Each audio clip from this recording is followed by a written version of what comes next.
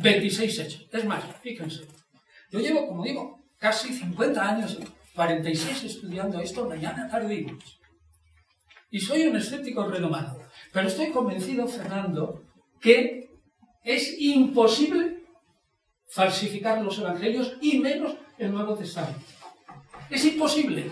O sea, el Nuevo Testamento es infalsificable.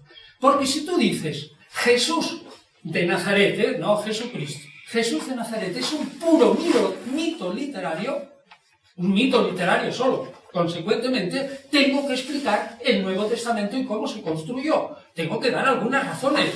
Porque yo tengo el papiro 52, que probablemente es del 125 y el 150, y el papiro 52 pone unos textos pequeñísimos del Evangelio de Juan, del capítulo 18, 17, 19 y luego el 31, 30 y tantos.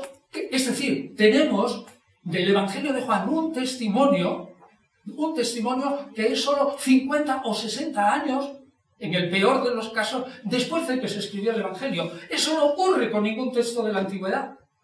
Solo tenemos un manuscrito de los Anales de Tácito, uno, y es incompleto. Y ese manuscrito es 600, 700 años, 800, 1000, no sabemos, quizás 1200 años después, está escrito después de Tácito. Y sin embargo le damos fe. Pues bien, les aseguro que estudiando el Nuevo Testamento es tan caótico, tan contradictorio, tan de su padre y de su madre.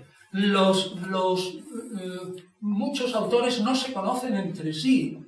Es imposible falsificar eso. ¿Cómo me dice uno? Puedo decir el nombre. Una serie de sacerdotes egipcios se fueron a la ciudad de Sácara y allí compusieron los evangelios.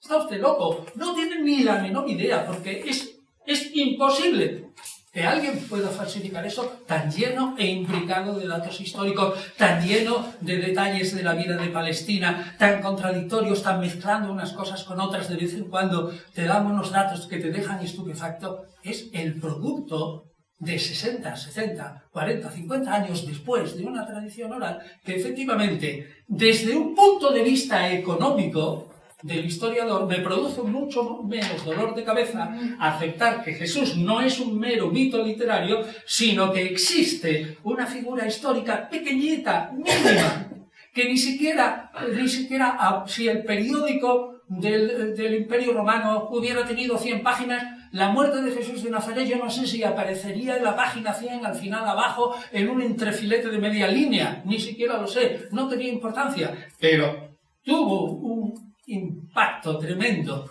entre sus discípulos, y a partir de 120 personas y con el genio de Pablo de Tarso, que le dio toda la vuelta e hizo de una mercancía invendible, como era un Mesías judío, hizo un Salvador universal, se convierte a lo largo de un montón de siglos en el Jesús que nosotros conocemos ahora.